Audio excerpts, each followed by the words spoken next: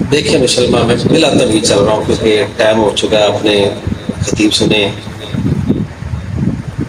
نبی پاک علیہ الصلوۃ والسلام طائف کے بازار تشریف لے گئے تبلیغ کر. طائف والوں نے پتھر مارے نبی پاک کے نال خون سے بھر گئے.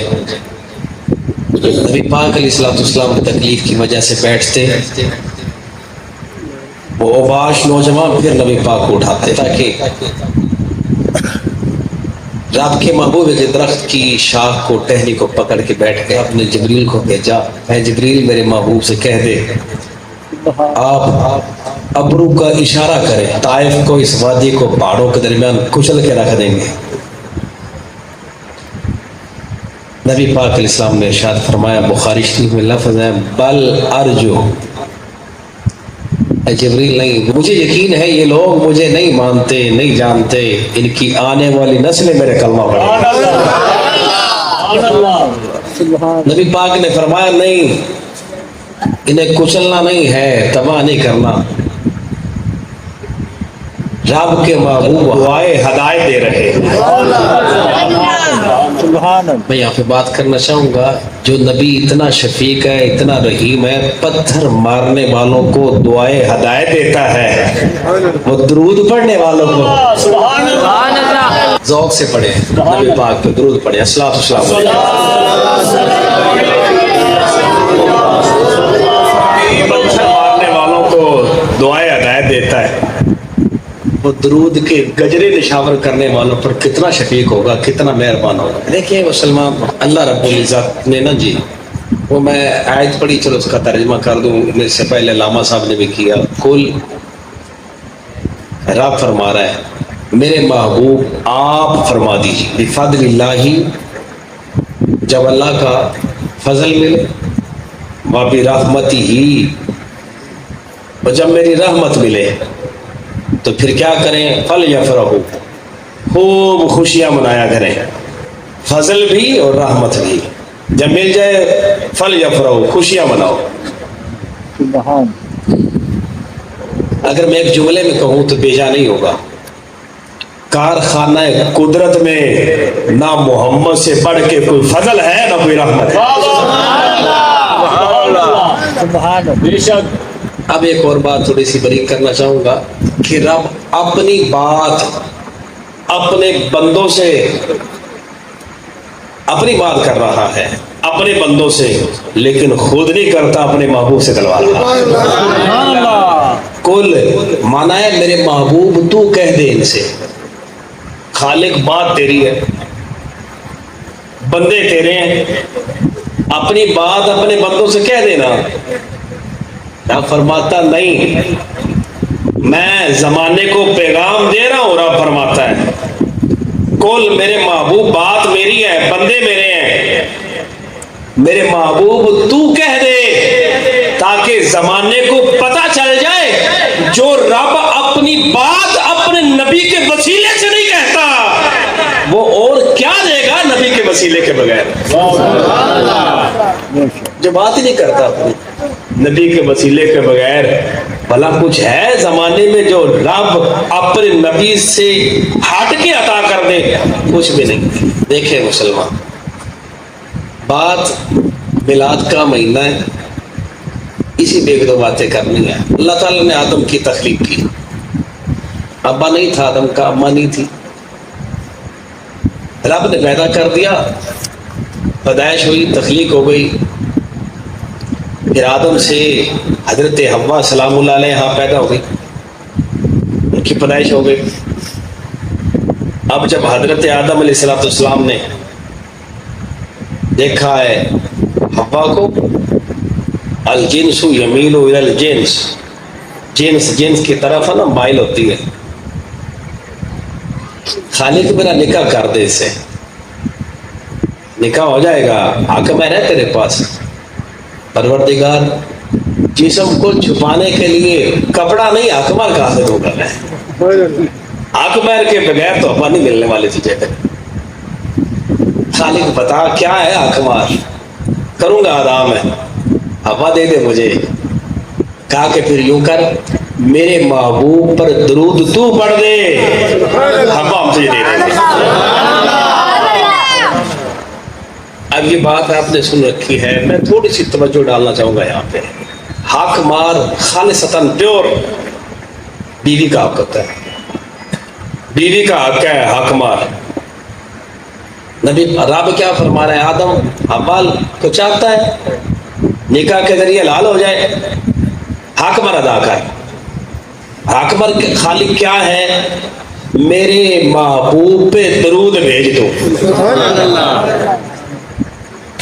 درود پڑھ دیا، نکاح ہو گیا، حوا آدم کو مل گئی، درود نبی کو ملا ہے، حوا کو کیا ملا؟ سمجھے نہیں بات؟ حق مار عورت کا حق ہے. آدم کو مل گئی حوا، حق مار درود ملا ہے نبی پاک کو، رب کے محبوب کو. درود پڑھا گیا نبی پاک پر. حوا ملی ہے آدم کو، حوا سلام اللہ علیہ کو کیا ملا ہے؟ مسلمان رب نے جو دستور بنایا نا، رب کسی پر ظلم نہیں کرتا. حق مہر عورت کا حق ہے تو رب کیا عطا کر رہا ہے؟ اگر تو اپنا حق میرے محبوب پر درود بھیج رہی ہے، اے حوا ہم اپنے نبی کے نور کو آدم کی پوچھ سے تیرے بدن میں بھیج رہے ہیں. حضرت حوا سلام اللہ علیہ کو کیا ملا ہے؟ نور مصطفیٰ حضرت آدم علیہ السلام کی پشت سے ہوتا ہوا حضرت اماں کی شکم میں آ جاتا ہے. سبحان اللہ. نبی پاک پر پڑا ہوا درود ایسی چیز ہے کہ یہ رد نہیں ہوتا، قبول ہی ہوتا ہے. اسی لیے علماء پتہ کیا کہتے ہیں؟ دعا کے شروع میں بھی درود پڑھو، اس کے اینڈ میں بھی درود پڑھو. جب درود قبول ہوگا تو اس میں لپٹی ہوئی تمہاری دعا بھی قبول ہو جائے گی. جس طرح درود رد نہیں نہ ہوتا، نبی کا میلاد بھی رد نہیں ہوتا. جو منائے رب اس کے میلاد کو قبول کیا کرتا ہے. دیکھیں اس بات کو. نبی پاک علیہ الصلوۃ والسلام کی ولادت پاک سعادت ہوئی. حضرت صوبیہ آپ آئی، لونڈی تھی حضرت ابو لہب کی لونڈی ہے. نبی پاک کا چچا مشرک ہے، کٹڑ کافر. اس کی مخالفت میں رب خالق نے دشمنی میں ایک پوری سورت نازل فرمائی. نبی پاک کی ولادت ہوئی. صوبیہ ابو لہب کی لونڈی دوڑی ہوئی آئی، اے ابو لہب مبارک ہو، تیرے مرحوم بھائی عبداللہ کے ہاں بیٹا پیدا ہوا ہے، بھتیجے کی تجھے مبارک ہو. ابو لہب کیا کر رہا ہے؟ بھتیجے کی خوشی میں کہ بھتیجا پیدا ہوا ہے، انگلی سے، شہادت والی انگلی سے صوبیہ اپنی لونڈی کو کہہ رہا ہے کہ جا تو آزاد ہے تیرا. نبی کے میلاد کی خوشی میں ابو لہب نے نبی سمجھ کے صوبیہ کو آزاد نہیں کیا تھا، بلکہ بھتیجا سمجھ کے آزاد کیا ہے. بھتیجا پیدا ہوا ہے، بھتیجا سمجھ کے ابو لہب آزاد کر رہا ہے. اب مر گیا. حدیث میں آتا ہے نبی پاک کے چچا حضرت سیدنا عباس رضی اللہ تعالیٰ عنہ نے خواب میں دیکھا، بتا تو ہم سے گیا کیا بنا تیرے ساتھ؟ کہا کہ حالات بڑے ماڑے ہیں، لیکن جب جب پیر کا دن آتا ہے نا، میری شہادت والی انگلی سے مجھے پانی ملا کرتا ہے. کیوں؟ کہ جب میری لونڈی نے آ کے، صوبیہ نے آ کے مجھے یہ خوشخبری دی تھی نا کہ تیرے ہاں بھتیجے کی ولادت ہوئی ہے، تو میں نے خوشی میں نا محمد کی ولادت میں اسے آزاد کر دیا تھا. میں نے بھتیجا سمجھ کے آزاد کیا ہے. رب فرماتا ہے تیرے بھتیجے ہونے میں شک نہیں ہے، ہمارے نبی ہونے میں شک نہیں ہے. تو نے بھتیجا سمجھ کے خوشی منائی ہے، لیکن ہے تیرا بھتیجا اور وہ ہمارا نبی ہے. رب اس خوشی منانے پر جو کافر ہے بھتیجا سمجھ کے منا رہا ہے، رب اسے بھی قبول کر رہا ہے، اور اسی دن اس کے عذاب میں تخفیف کر دی جاتی ہے. غور کر، کافر ہو چوٹی کا، رب کا دشمن بھی ہو، کافر بھی ہو، رب پوری صورت اس کے خلاف قرآن میں بھیج دے، وہ اگر نبی سمجھ کے نہیں بھتیجا سمجھ کے خوشی منائے نبی کے میلاد پر، رب اسے فائدہ دیا کرتا ہے. بندہ مومن ہو، رب کا دشمن نہ ہو، بلکہ رب کا بندہ ہو، غلام ہو، پھر بتیجا سمجھ کے نہیں، امام الانبیاء کی میراث سمجھ کے خوشیاں منائے۔ رب کتنا رحمت اور فضل کیا کرتا ہے۔ مبارک ہو، مبارک ہو سنیو تمہیں، تم ان عظیم لوگوں میں سے ہو۔ دیکھیں حضرت ابو عامر انصاری رضی اللہ تعالیٰ عنہ، حدیث ہے، اس حدیث کے راوی ہیں حضرت ابو دردہ رضی اللہ تعالیٰ عنہ۔ اس کے پیچھے بھی گفتگو میں نہیں جانا چاہ رہا اس پہ۔ عبدالحق الہٰبادی ایک شخص ہے، اس نے یہ کتاب لکھی ہے در الملزم، اس کے اندر یہ حدیث کوٹ کر رہا ہے۔ اس پہ تقریر جو لکھی گئی ہے نا حاجی امداد اللہ مہاجر مکی نے لکھی ہے، میں اس سے زیادہ کچھ نہیں کہوں گا۔ اب حدیث حضرت ابو دردہ نبی پاک کے صحابی ہیں، گزر رہے تھے، چلو رب کے محبوب کو سلام پیش کر لو۔ سلام کیا، نبی پاک نے پھر ہاتھ پکڑ لیا، کدھر جا رہا ہے؟ رب کے محبوب آیا تھا سلام کرنے، کدھر؟ رب کے محبوب بس آپ کے پاس، چل پھر چلتے ہیں۔ نبی پاک علیہ السلام نے ابو دردہ کو لیا، مدینہ کی گلیوں سے ہوتے ہوئے حضرت ابو عامر انصاری کے گھر کے پاس پہنچے نا، تو گھر میں سے آواز آ رہی تھی نبی پاک کے میلاد کی۔ نبی پاک کی ولادت کے تذکرے ہو رہے ہیں، عظمتیں بیان ہو رہی ہیں کہ نبی پاک کی ولادت ہوئی، یوں ہو گیا، معجزات کا ظہور ہوا، رب کے محبوب کھڑے ہو گئے۔ حضرت ابو دردہ فرمائے، دروازے پہ دستک دی، حضرت ابو عامر انصاری باہر آئے، دیکھا رب کے محبوب بارے نیارے ہو گئے۔ آپ کیا کر رہے تھے؟ گھر میں اپنے افراد، اپنے خاندان کے افراد کو اکٹھا کر کے خود معلم بنے ہوئے تھے، مقرر بنے ہوئے ہیں، نبی پاک کا میلاد بیان کر رہے ہیں۔ یہ حدیث کیا بیان کر رہی ہے؟ اس پہ اشارہ کیا ملا ہمیں؟ میلاد بیان کرنے کے لیے بندہ دور سے لانا ضروری نہیں ہے، گھر میں تم خود نبی پاک کی سیرت کو، صورت کو، میلاد کو خود اپنے گھر کے افراد میں بیٹھ کے بیان کر دو، میلاد پھر بھی ہو جاتا ہے۔ سبحان اللہ۔ اب میلاد میں ایک اور بات بھی سے مل رہی ہے، نبی پاک کو بلایا نہیں گیا تھا، دعوت نہیں دی گئی، کارڈ نہیں آ گیا تھا، رب کے محبوب خود آئے ہیں حضرت ابو عامر انصاری کے گھر میں۔ تو میلاد میں یہ نہیں کہ مجھے تو بلایا نہیں، سدا ہی نہیں میرے پاس، میلاد آئی آتے ہیں وہی جن کو سرکار بلاتے ہیں۔ نبی پاک آئے، نبی پاک نے یہ نہیں فرمایا کہ ابو عامر کیا کر رہے ہیں، میرا میلاد تو ہو گیا، مکے میں ہوا تھا میرا میلاد، اب مدینے میں آ گئے ہیں، ایک عرصہ گزر چکا ہے، 50 سال سے زائد عرصہ گزر گیا، تم ابھی بھی میری میلاد کے تذکرے کر رہے ہو؟ نماز کی بات کرو، روزے کی بات کرو، زکوٰۃ کی، حج کی، کیا ہو گیا تمہیں؟ ولادت تھی میری، ہو گئی۔ نبی پاک نے فرمایا ابو عامر یہ جو تو میری میلاد کی قصے بیان کر رہا ہے نا، رب اتنا خوش ہوا ہے، رب نے آسمان کے دروازے کھول دیے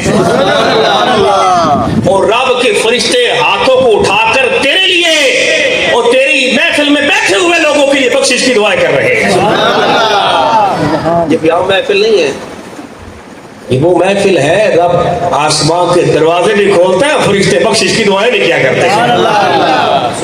حضرت ابو عامر انصاری عرض کرنے لگے، رب کے محبوب یہ تو رب کر رہا ہے، آپ ابھی تو کچھ ارشاد فرمائیں۔ نبی پاک نے فرمایا، اے ابو عامر قیامت تک، یہ بات تیرے تک نہیں ہے، قیامت تک جو بھی تیرے جیسا کام کرتا رہا، گھر میں میرے نبی کا میلاد مناتا رہا، تذکرے کرتا رہا، میرے نبی کی عظمتیں بیان کرتا رہا، معجزات کو بیان کرتا رہا، رب خالق صرف تیرے لیے نہیں، قیامت تک آنے والے کے لیے کی فرشتے ان کے لیے بھی دعائیں کرتے رہے۔ یہ وہ عظیم عمل ہے، سبحان اللہ، وہ عظیم عمل ہے، یہ صرف ثابت تک نہیں ہے، قیامت تک کے لیے جو بھی تیرے جیسا عمل کرتا رہے گا، رب کے فرشتے بخشش کی دعائیں اس کے لیے بھی کرتے رہے گا۔ دیکھیں مسلمان، یہ میلاد ایک ایسا عمل ہے، نبی پاک کی ولادت ہوئی نا، حضرت حلیمہ سعدیہ رضی اللہ تعالیٰ عنہا آپ لے کے جا رہی ہیں، تفسیر مظہری میں قاضی ثناء اللہ پانی پتی اس کو نقل کر رہے ہیں، ذکر کر رہے ہیں واقعے کو کہ چلو میں لے جا رہی ہوں اپنے قبیلہ بنو سعد میں مکے سے، چلو جاتے ہوئے نا اس رب کے محبوب کے بدن کو حجر اسود کے ساتھ ٹچ کر دوں۔ آپ فرماتی ہے کہ میں نے نا یوں قریب کیا، قاضی ثناء اللہ پانی پاتی لکھ رہے ہیں، حجر اسود کے قریب کرنے لگی ہے، رب کعبہ کی قسم ہے حجر اسود اپنی جگہ کو چھوڑ کر باہر نکلا ہے، رب کے محبوب کے لبوں کو بوسہ دے دیا کرتا ہے۔ نبی پاک کی ولادت کے بعد کعبۃ اللہ نبی حضرت سیدہ آمنہ کے گھر کی طرف جھکا۔ اب جھکنے کا فلسفہ کیا ہے آپ سب جانتے ہیں، میں مشکل بات نہیں کروں گا۔ انسان جھکتا اس کے سامنے ہے جس سے انسان کو کوئی کام ہو، دنیاوی کام ہو تو بندہ دنیا دار کے سامنے جھکتا ہے، کوئی اخروی کام ہو، کوئی سید زادہ آ جائے بندہ جھکتا ہے، چلو جنت کا راستہ آسان ہو جائے گا انسان کے لیے، بندہ دل سے جھکتا ہے۔ جھکنے کا پیچھے فلسفہ یہ ہے کہ انسان جھکتا ہے، اس کو کوئی کام ہوتا ہے۔ اب دیکھیں نبی پاک کی ولادت ہوئی ہے، کعبۃ اللہ جھک رہا ہے، سیدہ آمنہ کے گھر کی طرف جھک رہا ہے۔ دیکھنا یہ ہے کعبۃ اللہ کو نبی پاک سے کام کیا ہے، کیا کام ہے کعبۃ اللہ کو جھک رہا ہے۔ جھکتا تو وہ ہے جسے کام ہوا کرتا ہے، کیا کام ہے؟ کعبہ کی جب تخلیق کی گئی تھی نا، یہ پاک گھر تھا رب کا، کہ مشرکین نے 360 بت رکھ کے اسے پلید کر دیا۔ اب رب کے محبوب کی ولادت ہوئی ہے، کعبۃ اللہ جانتا ہے مجھے مشرکین نے پلید کر دیا ہے، اگر مجھے ان مشرکوں کی پلیدگی سے کوئی نجات دلا سکتا ہے اور رب کا محبوب ہے، اس لیے جھک رہا ہے کہ مجھے پاک کرنے والا آ گیا ہے۔ دیکھیں مسلمان، نبی پاک کی ولادت ہوئی، حضرت حلیمہ سعدیہ رضی اللہ تعالیٰ عنہا، وہ سارا واقعہ خطبہ بیان کرتے ہیں، ہم بھی بیان کرتے ہیں۔ اپنے قبیلہ بنو سعد میں لے گئی، اس کو امام جلال الدین سیوطی علیہ الرحمہ نے اپنی خصائص کبریٰ اپنی کتاب میں اس کو ذکر کیا کہ حضرت حلیمہ سعدیہ کے گھر میں آپ نے پگوڑے کے اندر نہ جھولے میں ڈال دیا اور آپ وہ جھولے میں ہیں۔ خصائص کبریٰ میں امام جلال الدین سیوطی نقل کر رہے ہیں اس حدیث کو کہ نبی پاک کے چچا حضرت سیدنا عباس فرماتے ہیں، جب میں اسلام لے آیا نا تو آپ نے لکھا، آپ نے فرمایا کہ اے رب کے محبوب، میرے اسلام لانے کا بڑی ساری اسباب ہے، لیکن ایک سبب پتہ کیا ہے؟ ہم نا آپ کو دیکھنے کے لیے آئے تھے قبیلہ بنو سعد مکہ سے، میں نے دیکھا آپ حلیمہ سعدیہ کے سین میں پنگوڑے کے اندر تھے، آپ رب کے چاند سے باتیں کر رہے تھے اور رب کا چاند آپ سے باتیں کر رہا تھا، آپ اپنی انگلی کو جدھر حرکت دیتے تھے چاند ادھر ہو جایا کرتا تھا۔ سیدنا عباس رضی اللہ تعالیٰ عنہ فرما رہے، دیکھیں مسلمان، نبی پاک نے فرمایا میرے چچا اس پہ تعجب کرنے لگے ہو، کیسے ہو گیا؟ یہ تو کوئی بڑی بات نہیں، چاند میرے سامنے تھا، میں اس کے سامنے، وہ مجھ سے باتیں کر رہا تھا، میں جواب دے رہا تھا، کوئی بڑی بات نہیں ہے میرے چچا، اسے عجیب نہ بات بتلاؤں؟ کیوں نہیں؟ فرمایا میرے چچا یہ تو میری ولادت ہو گئی تھی، وہ میرے سامنے تھا، مجھ سے باتیں کر رہا تھا، میں جواب دے رہا تھا۔ عجیب بات یہ ہے میری ابھی ولادت نہیں ہوئی تھی، میں حضرت اپنی والدہ حضرت آمنہ رضی اللہ تعالیٰ عنہا کی شکم میں پیٹ میں تھا، ولادت نہیں ہوئی تھی کہ یہ چاند جب رب کی بارگاہ میں جا کے سجدہ ریز ہوتا ہے نا، سجدہ کرتا ہے، سجدہ کرنے کی وجہ سے جو آواز پیدا ہوتی ہے، میں اس آواز کو اپنی اماں کے شکم میں سن لیا کرتا تھا۔ امام جلال الدین سیوطی لکھ رہے ہیں اس بات کو بھی، نبی پاک نے فرمایا میرے چچا اسی پہ حیرت میں گم ہو گئے ہو، اس سے بڑی بات نہ بتلاؤں؟ کا کیا؟ فرمایا کہ رب کا قلم جب میرے امتیوں کی تقدیر لکھتا تھا نا، تقدیر، رب کے قلم کی تقدیر لکھنے کی وجہ سے جو آواز پیدا ہوتی تھی، میں اپنی اس آواز کو بھی اماں کے شکم میں سن لیا کرتا تھا۔ مسلمان میں کہ بس اس سے بڑی بات نہ بتلاؤں؟ کیوں نہیں؟ آپ نے اس پہ توجہ کرنی، یہ تھوڑی سی آسان تھی۔ اس سے پہلے میں ایک بات کروں پھر رہ جائے گی، وہ چاند والی بات۔ وہ چاند اتنی دور سے بات کرتا تھا، کیسے کرتا تھا؟ اس پہ تھوڑی سی گفتگو تھوڑی سی توجہ کر لیا آپ نے. یہ چاند سائنس کہتی ہے چاند زمین سے 2,40,000 میل کی مسافت پہ ہے. چاند زمین سے 2,00,000 میل کی مسافت پہ. اتنی بلندی پہ اگر انسان چلا جائے تو زمین فٹ بال کی طرح ملوم ہوتی ہے. اب اس فٹ بال میں انسان پوری دنیا کا نقشہ کھینچ دے, ہم اس نقشے سے نا اپنا شہر ضلع صحیح وال نہیں تلاش کر سکتے. یہ ہمارا علم ہے. چاند کا علم کیا ہے؟ چاند کا علم حضرت عباس فرما رہے ہیں, میں نے دیکھا ہے آپ پنگوڑے میں تھے, چاند باتیں کر رہا تھا, آپ اس کی باتوں کا جواب دے رہے تھے. آپ ننھی سی انگلی کو جدھر حرکت کرتے تھے رب کا چاند ادھر ہو جایا کرتا تھا. انگلی کو دائیں کرتے چاند دائیں ہو جاتا, بائیں کرتے چاند بائیں ہو جاتا. فرمایا یہ علم نبی کا نہیں ہے, نبی کے کھلونے چاند کا ہے. 2,40,000 میل کی بلندی پہ چاند ہے. ہم اتنی دور سے زمین کو دیکھیں, فٹ بال میں پوری دنیا کا نقشہ کھینچ دیا جائے. بر اعظم ہے اس میں, سمندر ہے اس میں, پھر ایشیا, پھر جنوبی ایشیا, پھر عرب میں شہر مکہ میں پھر قبیلہ بنو سعد, پھر قبیلہ بنو سعد میں حلیمہ سعدیہ کا گھر, پھر حلیمہ سعدیہ کے گھر میں سے پنگوڑے میں رب کے محبوب کی انگلی. یہ چاند کا علم ہے, جدھر انگلی حرکت کرتی ہے چاند ادھر ہو جایا کرتا ہے. یہ نبی کا علم نہیں ہے, یہ تو نبی کے کھلونے چاند کا علم ہے. اور تو کر نبی کا علم کیا ہے؟ اس کو دیکھ. فرمایا تو اسی پہ تعجب کرنے لگا ہے. اور بات نہ بتلاؤں, حدیث میں آتا ہے, یہ بھی آپ علماء نے پڑھ رکھی ہے, آپ نے سنی ہوگی. نبی پاک مدینے کی بات ہے, مکہ سے ہجرت کر کے مدینہ آ گئے. مدینہ میں نبی پاک علیہ السلام صحابہ کے بیچ میں ہے. اچانک سے ایک آواز آئی, دھڑم. صحابہ حیرت میں ہوئے, آپ کے محبوب کی آواز کیسی ہے؟ نبی پاک نے فرمایا میرے صحابہ آج سے. نبی پاک کہاں ہے؟ مکہ سے ہجرت کر کے مدینہ آ گئے. اور مکہ سے ہجرت کب کی ہے؟ 53 سال کی عمر. مدینے آئے, اب یہ حدیث کب کی ہے؟ ہجرت کرنے کے بعد سال کی, 2 سال بعد, 3 سال بعد, 4, 5, 6, 7, 8, 9, 10 سال نبی پاک کی مدنی زندگی ہے. 63 سال ساری عمر, 53 سال میں ہجرت کی. اب ہجرت کرنے کے بعد میں نہیں کہتا کہ یہ 2 سال کے بعد کی بات ہے, 3 سال کے, 4 سال کی. تو پہلے سال کی بات لگا, بات کو ختم کرتے ہیں. نبی پاک نے فرمایا میرے صحابہ یہ آواز کیسی ہے؟ نبی پاک نے صحابہ نے پوچھا, فرمایا میرے صحابہ آج سے یعنی 53 سال کی عمر ہے, ہجرت کر کے نبی پاک آ گئے. آواز آئی, فرمایا آج سے 70 سال پہلے ایک چٹان, ایک پتھر جہنم میں گرایا گیا تھا.